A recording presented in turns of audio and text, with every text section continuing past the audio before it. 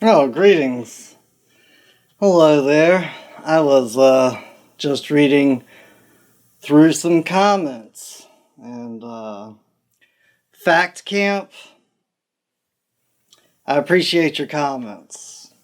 And I hope what I'm about to say does not deter you from being a part of this conspiracy we're putting together. So, Fact Camp said, "Bro, you need to go to the legislature. Going to their arena for problems in their arena won't get you far." To which I responded, "Separation of powers. The legislature has no authority over the judicial branch." Absolutely true. He responds back and says, "Just conspiracy, checks and balances. The functions of one branch serve to contain and modify the power of another. Through this elaborate system of safeguards, the framers of the Constitution sought to protect the nation." So, let's talk about this for a second. Right here, I have a criminal complaint that I filed in 2017. And I'm just going to be as courteous about this as I can. A lot of people comment and try and give me advice in law. And when somebody shows me that they've filed a criminal complaint against a judicial officer or a man or a woman acting as a judicial officer, we can have conversations. Until then, I'm sorry, but there's a lot of nonsense all over the internet. This is one of the reasons why I'm doing what I'm doing. Now, let's just think about it. See, if you go back and you look at my reading of the Constitution of the United States, you're going to see in there where I talk about the Supreme Court. And Supreme is lowercase because the Supreme Court, the courts of law, can overrule the courts of the legislature and the executive branch. To exemplify this, everybody has heard about the Supreme Court is able to nullify a statute and say it's unconstitutional or unlawful. You see, the legislative branch, the legislative court, creates a statute. And then after they create that statute, the executive branch, the executive court, enacts that statute. And then the court of law can come back and say, sorry, that's not real law. Because the court of law is supreme in our system of government. It's not like this all around the world. That's what makes our system of government a little bit different. And when everybody knows law, it's really, really effective. Also, going back to the chief judicial officer, the chief justice of the Supreme Court, well, they call him a chief because the chief is responsible for the tribe. The chief is responsible for the family. That's why the Supreme Court is responsible for training, monitoring, and disciplining the judiciary. And they are a separate branch. So, separation of powers, the legislature can't do anything. Now, let's also think about this in a different way. Because the legislature are good at writing statutes, even if they don't know if they're lawful or not. So, if I wish to understand the meaning of a statute, maybe I would get in touch with the legislative branch. Just to give you some examples about how legislatures don't really understand law, let's just go to this last election. Rudy Giuliani, an attorney who's always been an attorney, to the best of my knowledge, he's never acted as a judge or a justice. He had to go and inform the legislatures of several states that it's actually their duty and responsibility to choose the electors with a slate of electors. Who knew? And then let's look at Arizona, what happened in Arizona. Arizona, the state legislature subpoenaed the Board of Supervisors for the election, and they just didn't answer. So the legislatures took them to a court of law. And the judge for that court said, whoa, This is outside my jurisdiction. I can't do anything. You want to know why? Because the legislature is its own court. They have to enforce their own subpoena. It's up to the legislature to pass some type of action saying, hey, we're going to have our sergeant at arms go enforce the subpoena. Everybody has talked about, oh, who's to blame for the Capitol riots? Who's to blame that all of this happened? Well, it's the sergeant at arms. The sergeant at arms for any legislative branch of government is the one who's charged with the safety and the security of the legislative branch. And they can pull resources from the state to do that. It's really just that simple. Now that we know how undereducated representatives of the state are, let's talk about this as well. There are 7 people on the Missouri Supreme Court. There are 163 people in Missouri's House of Representatives, and there are 34 members of their Senate. I personally would much rather talk to, 7 people who all know law really, really well because they write case law for a living and decide it and publish it. I would rather convince them of my points in law on why a judge is neglectful of their duty, rather than trying to convince 82 House of Representative members and 18 members of the Senate. That's just my stance on it. So, Fact Camp, I really appreciate the question because it helps me explain this law stuff to people. Now, moving forward, I'm going to have a little series about prosecution and public prosecution versus private prosecution, and how here in America we used to have private prosecution. We used to have the right to go and prosecute our own criminal claims in courts of law. And this right used to be upheld and respected. I believe we should get back to this right because, well, that's the way that you have real accountability, real law in a society. Because I agree with you. For the most part, if they're causing problems in their arena, you're not going to get them to create a lot of justice in that area. It's a lot like the meme that says, we investigated ourselves, ha ha ha, and we found ourselves not guilty. Of course. It's one of my favorite sayings. I thought about it and I agree with myself. So, just to kind of show that this is the case, I'm going to start right here. This is from the Attorney General's website for Illinois. So, we're going to talk about Illinois law. And it's talking about what his duties are, and this was in the Constitution, I believe it was the 1870 Constitution, where it spelled out what the Attorney General's duties are. And it says, first, to appear for and represent the people of the state before the Supreme Court in each of the grand divisions, in all cases in which the state or the people of the state are interested. And when they're talking about people here, they're talking about the state legislatures. They're talking about the people in the government. Okay, so they go and do that for the Supreme Court.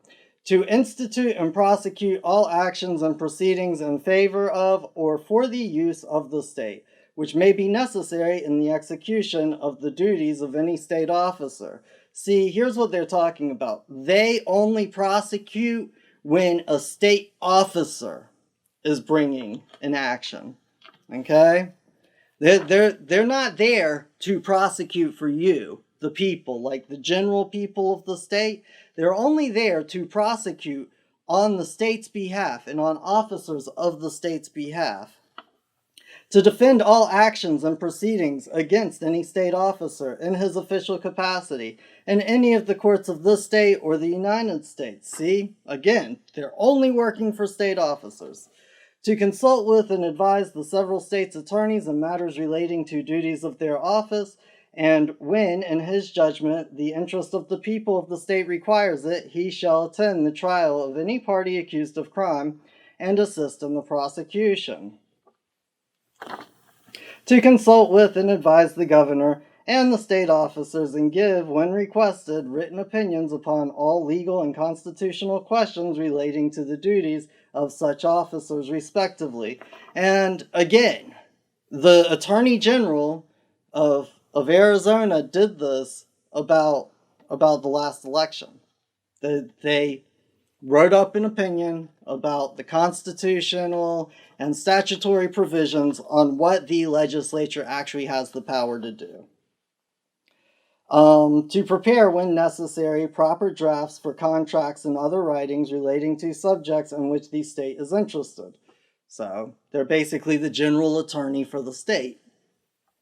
To give written opinions when requested by either branch of the General Assembly or any committee thereof upon constitutional and legal questions.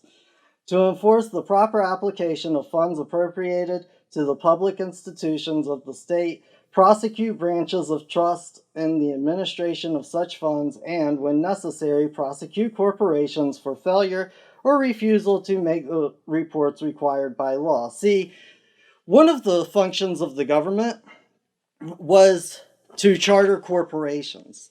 And what corporations would have to do, because for a long time in this country, there weren't like just corporations, they were public trusts. And they would have to go to the legislative branch of government every couple of years whenever their charter would run out. And they would have to explain all of the good they're doing for the community and why the legislative branch of government should allow them to exist.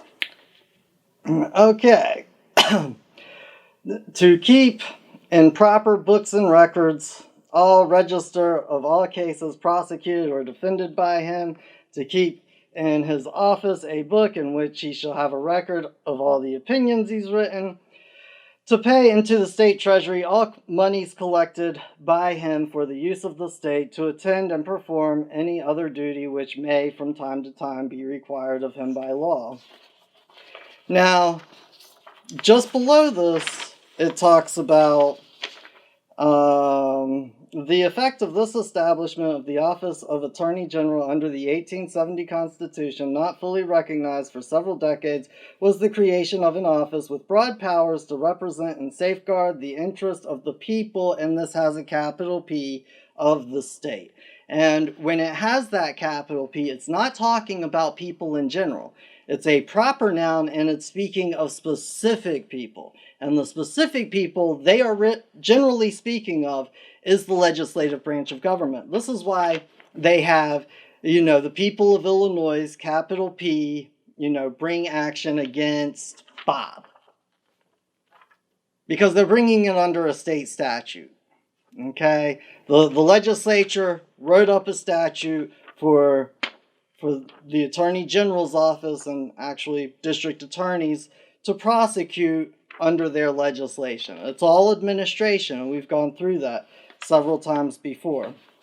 Lower down on this website, it actually gives a case law where a lot of the common law duties were in the creation of the Attorney General's office. And so it has to prosecute actions necessary for the protection and defense of the property and revenues of the crown, because it came from the English Attorney General. So, we adopted it from the King's General Attorney, and basically all of these things, it's all to collect revenue for the crown. By information to bring classes of persons accused of crimes and misdemeanors to trial. See, it's saying classes of persons, so only certain persons, only certain crimes. And those would be one where the state officers, because you can see the second one up above that we just went over, was to institute and prosecute all actions and proceedings in favor of and for the use of the state, which may be necessary in the execution of the duties of any office of any state officer. So whenever a state officer brought an action, it was the general attorney's job to prosecute. Let's see here. To revoke and annul grants made by the crown improperly or when forfeited by the grantee thereof. to recover money or other chattel or damages for wrongs committed on the land or other possessions of the crown, to determine the right of him who claims or usurps any office, franchise, or liberty, and to vacate the charter or annul the existence of a corporation for violations of its charter or for omitting the exercise of its corporate powers. So again, government used to keep corporation in a box. Those corporations have grown so big and so powerful, government doesn't keep it in a box anymore. Instead of the corporations having to go to the state legislatures or to the federal legislatures and show what good they're doing for the people, now the state legislatures or the federal legislatures have to go to the corporations and beg for their own existence so that those corporate powers will fund and finance their campaigns. This is how everything has been switched upside down. To compel the admission of an officer duly chosen to his office and to compel restoration when illegally ousted. By information and chancellery to enforce trust and to prevent public nuisances and the abuse of trust powers. And again, this goes back to where it's talking in here about enforcing the public trust and the administration of those trusts. Okay, so not a whole lot has changed. By proceeding in rem to recover property to which the crown may be entitled by forfeiture for treason and property for which there is no other legal owner, such as wrecks, treasure trove, and in certain cases for the protection of the rights of lunatics and others who are under the protection of the crown. So basically anybody who is a ward to the crown. And if you just go and look at I Care a Lot, that's basically what happened. They would take over the estate, they would take over all their possessions, and then they would make sure that they had some place to lay their head, no matter how that might go down. So what I'd like to point out in this is that there's nowhere in here where it says it's the Attorney General's job to prosecute crimes on your behalf. Because that is your job. You're the interested party. You're the accuser. You're the one who has a claim. It would have been your job. And now they've taken that right from people because this way they can just do whatever they want. And public corruption goes pretty well unscathed. Now, just to exemplify this a little bit more, this comes from justice.gov, and it's talking about the history of the Justice Department. And it says right here, before the Civil War, United States attorneys prosecuted only the cases mentioned specifically in the Constitution. Why? Because that's all they had jurisdiction over. Namely, piracy, counterfeiting, treason, felonies committed on the high seas, or cases resulting from interference with federal justice, perjury, bribery, extortion by federal officers, thefts by employees of the United States Bank, and arson of federal vessels.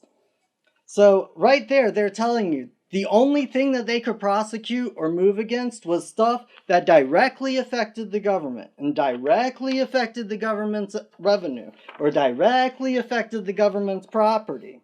Why? Because the government has standing on those things. Who would have thought?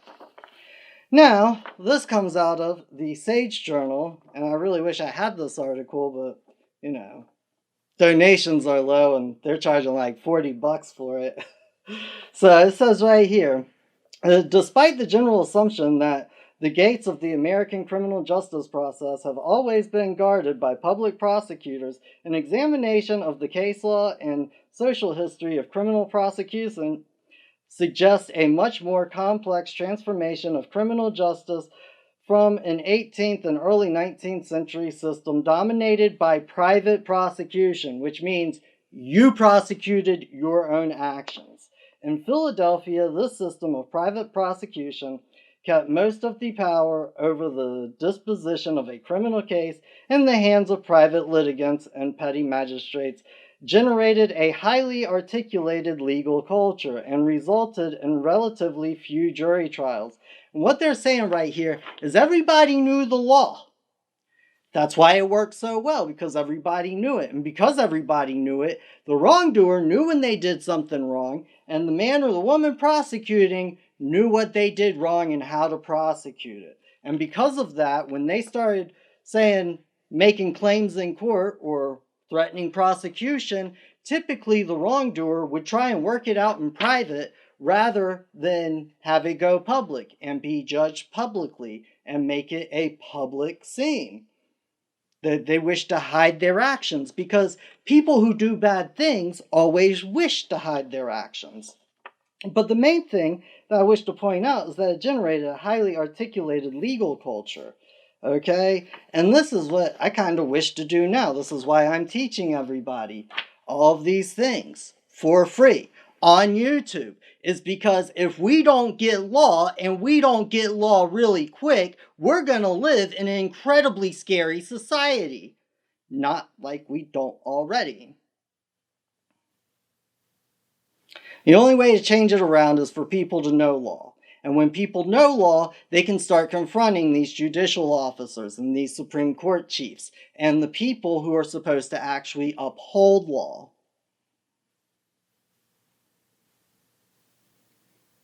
And if they don't get redress, well, there's only one thing they can do from that point. History repeats itself time and time again. This has happened 1,000 times. Anyways, Fat Camp, I appreciate the questions. Thanks for being a part of this conspiracy. I hope you join it well into the future.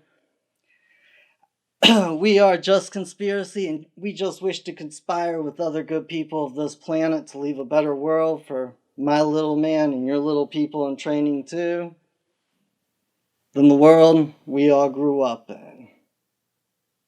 Hopefully, we'll see you next time. And if you don't know, go and subscribe on Telegram. Let's try to get the conversation started over there a little bit more. And there's also going to be things that I'm posting up on there, not talking about here. Till next time, peace.